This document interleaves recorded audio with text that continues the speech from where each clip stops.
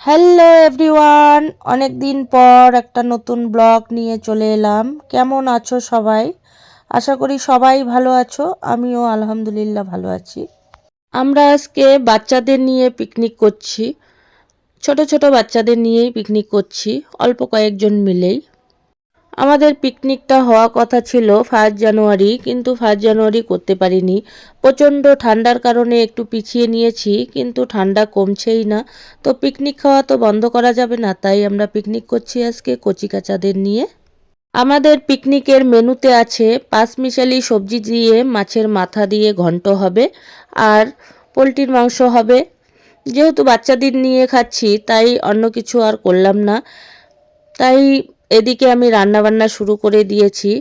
আমাদের ঘন্ট হয়ে গেছে, তারপরে আমি মাংসের জন্য আলু ভেজে নিচ্ছি।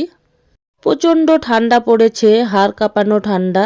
তাই এদিকে আমি রান্না করছি, আর পাড়ার কাকিমারা দাদারা সবাই আগুন তাপাচ্ছে এখানে।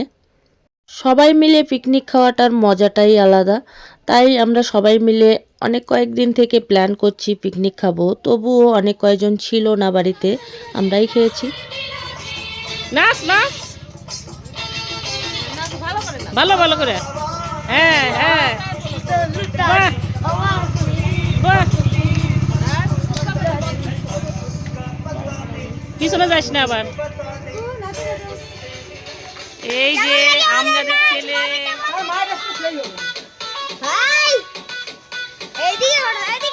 বাহ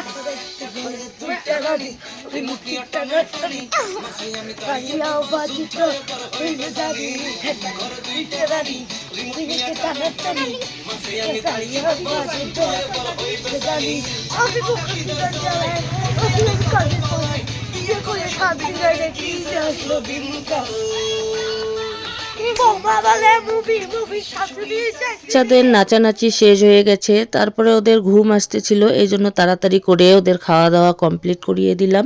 তারপর আমরা সবাই মিলে খেয়ে পিকনিক শেষ করে দিলাম। টাটা।